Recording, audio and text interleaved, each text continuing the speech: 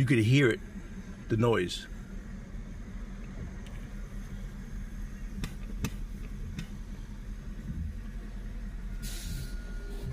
Yeah, I just heard it there.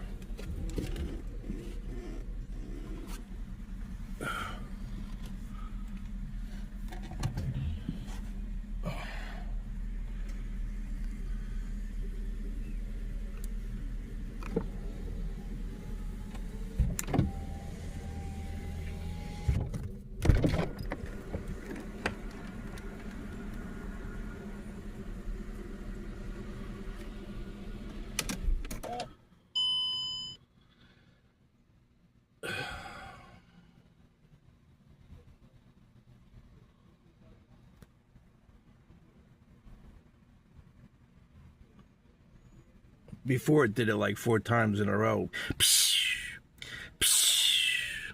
I don't know if water's hitting the hot engine or there's a vacuum leak or something to do with the brakes. The brakes are not sticking or anything like that, so the brakes seem fine. It's definitely on the left side. When I'm sitting in the driver's seat, it's definitely on the left side of the engine.